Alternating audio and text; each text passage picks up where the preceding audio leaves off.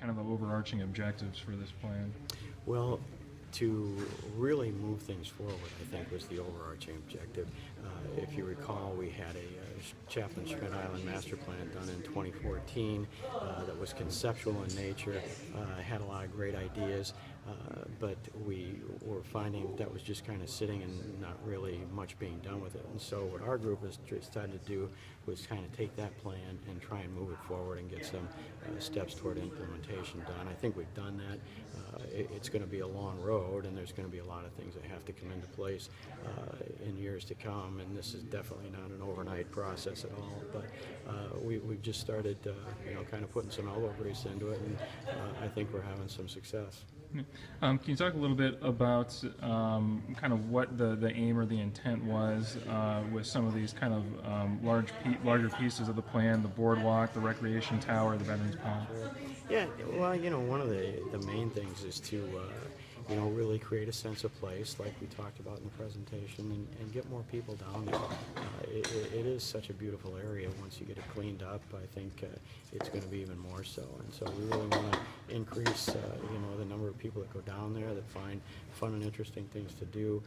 We hear that over and over again. People are looking for places to go and walk, and bike trails and hiking trails, and so we're really trying to bring that home to the people.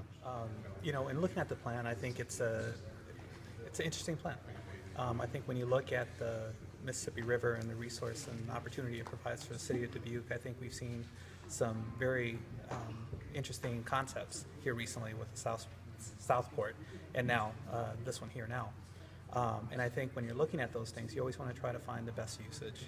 You want to try to find a way to promote your city the best you can, and make it a welcoming place and make it accessible as well. And in looking over this plan, I think it tries to accomplish that. It tries to provide a sense of place. It allows for individuals to come, enjoy the boardwalk, really take in the natural resource that is the Mississippi, and hopefully draw more visitors to the area to try to help promote the location.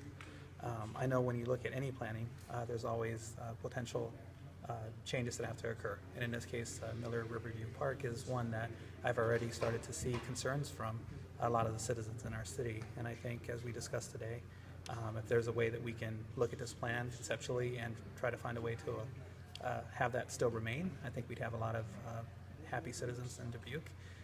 If for some reason it can't remain within the plan, or they find that it's not the best usage, then I would hope that we would have some alternatives available to them within the county, or further down, perhaps with Southport development or some other developments that we may undertake, where we can maybe build that back in and give that amenity back to the citizens of Dubuque.